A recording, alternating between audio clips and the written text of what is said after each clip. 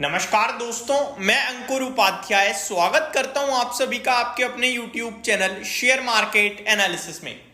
दोस्तों, अभी recently budget हुआ 23 जुलाई 2024।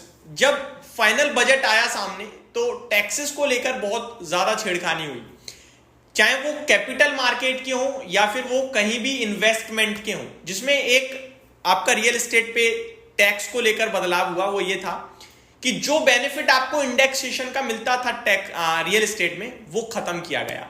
लेकिन जो प्रॉफिट पे यानी लॉन्ग टर्म कैपिटल गेन पे आप 20% देते थे, वो 12.5% किया गया।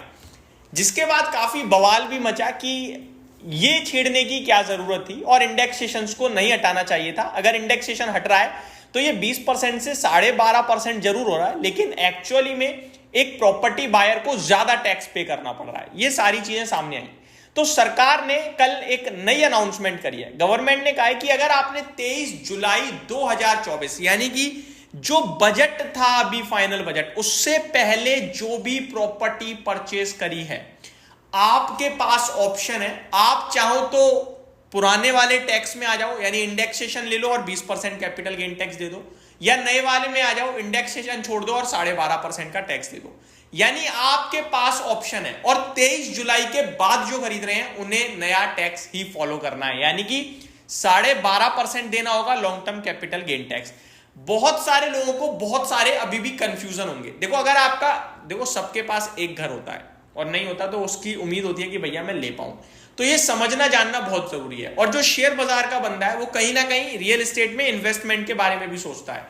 तो रियल एस्टेट में अगर आप इन्वेस्टमेंट सोच रहे हो तो जब आप बेचते हो तो पैसा बनता है, उस पैसे पे कितना टैक्स देना है कितना नहीं देना है ये आपको पता होना बहुत जरूरी है। तो इस वीडियो को मैं चाहता हूं आप अंत तक देखो और हर एक व्यक्ति के साथ शेयर करो। अदरवाइज मैं सिर्फ ये कहता हूं कि शेयर मार्केट से जुड़े हुए लोगों के साथ शेयर करो। बस इस वीडियो में मैं कहना चाहूंगा ज्यादा से ज्यादा लोगों के साथ शेयर करना। अब मैं आपके साथ दोनों ही फॉर्मूलों को समझाता हूं। फॉर एग्जाम्पल, जो नया है वो तो बहुत इजी है। आपने आज की डेट में मान लो कोई भी प्रॉपर्टी ली, या पहले आपने 2010 में कोई प्रॉपर्टी ली जिसकी 40 लाख की ऑन पेपर वैल्यू आई, ठीक है। आपने आज 2024 में बेच दी 1 करोड़ रुपए की, वो आपका सीधा सीधा 60 लाख रुपए का मुनाफा हुआ। 60 लाख पे आप 12.5% का टैक्स गवर्नमेंट को दे दोगे, जो भी नेट निकल के आएगा। आप कैलकुलेट कर लेते हैं एक बार। 60 लाख का अपना जो बेनिफिट आएगा 12.5% देना होगा। यानी कि मैं यहां पे अगर 60 लाख का 12.5% निकालूं तो लगभग 7,50,000 रुपए मुझे गवर्नमेंट को long term capital gain tax देना होगा। सिंपल, इससे सिंपल तो नहीं था। अब पुराने वाले में चलते हैं। थोड़ा कैलकुलेशन तो है लेकिन वो भी बहुत सिंपल है, वो भी मैं इसी तरीके से समझाऊंगा ताकि आपको खुद अपना टैक्स निकाल पाओ आप। यहां पे तो सिंपल है, जो आपने खरीदा जिसमें आपने बेचा, बीच के प्राइस पे 12.5% आपको पे करना है गवर्नमेंट को, ठीक है जी। अभी आप एक और चीज मैं आपको बताना चाहूंगा। ये जो 12.5% दे दिया है आपने, जो गवर्नमेंट को टैक्स दिया है, long term capital gain tax के तहत है। और प्रॉपर्टी जब हम परचेस करते हैं तो कम से कम 2 साल हम रखेंगे, उसके बाद बेचेंगे, तभी long term capital gain tax लगता है। आपको भाई मैं आज खरीद के 1 साल बाद बेच दूं तो आपका short term capital gain tax लगेगा, जो कि 20% है सीधा, ठीक है जी। तो वो मत करना। तो ये हो गया आपके लिए अपडेट।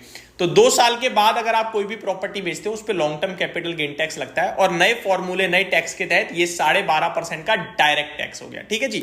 अब आ जाते हैं पुराने वाले बेनिफिट। अब मान लो मैंने प्रॉपर्टी खरीदी है 23 जुलाई से पहले, मान के चलो मैंने 2010 में ही ले लेते हैं, 40 लाख की, इसी एग्जांपल को लेते हैं और इंडेक्सेशन के साथ लेते हैं। अभी हमें 7.5 लाख का टैक्स देना पड़ा। अब देखते हैं कि इंडेक्सेशन के साथ हमें कितना देना पड़ता। तो 40 लाख की प्रॉपर्टी मैंने 2010 में खरीदी है, ठीक है जी।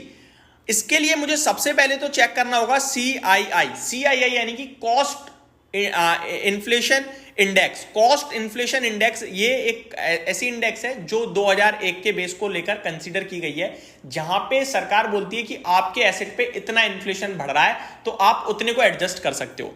तो मैं आपको बताना चाहूंगा, जो 2010 में मैंने प्रॉपर्टी लिया उस समय जो हमारा कॉस्ट इन्फ्लेशन इंडेक्स में था वो आपका था 148। ये कॉस्ट इन्फ्लेशन इंडेक्स आप गूगल पे जाके इजीली निकाल सकते हो। 2001 के बाद आपको हर साल दिखेगा, ठीक है, फाइनेंशियल ईयर के रूप में दिखता है।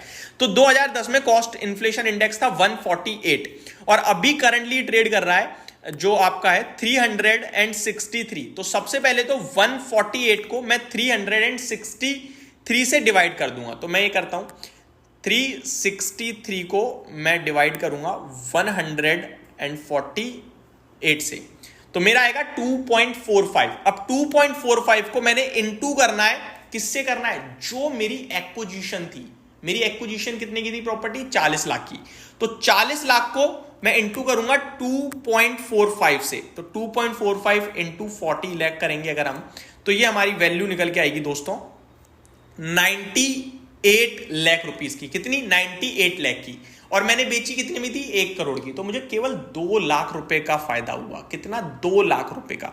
अब 2 लाख पे मुझे सीधे सीधे देना है कितना, 2 लाख पे मेरे को दोस्तों देना है 20%। 2 लाख का 20% मात्र 40,000 होता है। तो आप देख पा रहे हो, हालांकि मैंने क्या इसमें बहुत प्रॉपर्टी की वैल्यू बहुत कम लगा दी है, इसलिए इतना बड़ा गैप आ गया, अदरवाइज इतना बड़ा गैप नहीं आता। पहले मुझे देने पड़े 7.5 लाख रुपए long term capital gain tax के तहत, और अभी मेरे को केवल और केवल 40,000 रुपए देने पड़ रहे हैं। तो मेरे को ये कैलकुलेशन के माध्यम से पता चल जाएगा कि मेरे को कहां टैक्स ज्यादा देना पड़ रहा है, मेरे को कौन सा चुनना है। इसी प्रकार आप भी अपनी प्रॉपर्टी की कैलकुलेशन जरूर कीजिएगा अगर आपने 23 जुलाई से पहले प्रॉपर्टी ली है तो, कि मेरे को इंडेक्सेशन के साथ टैक्स में बेनिफिट है या विदाउट इंडेक्सेशन के साथ बेनिफिट है, और जिसमें भी बेनिफिट है उसी के तहत आप अपनी ITR में सरकार को पैसा देना। एंड ये मेरी तरफ से आपके लिए एक सिंपल शॉर्ट आंसर था, सिंपल कैलकुलेशन थी, होप आपको समझ में आई होगी। एक बार रिपीट कर देते हैं। विदाउट इंडेक्सेशन तो सिंपल है, 12.5% देना है जो भी कैपिटल गेन है।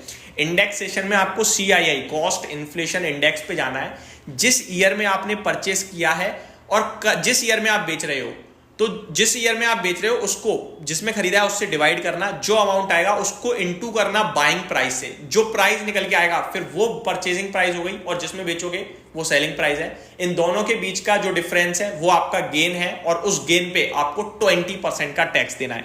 होप आपको चीजें क्लियर हो गई होंगी और ये जानकारी भी पसंद आई होगी। Thank you so much for watching this video. Have a great day guys.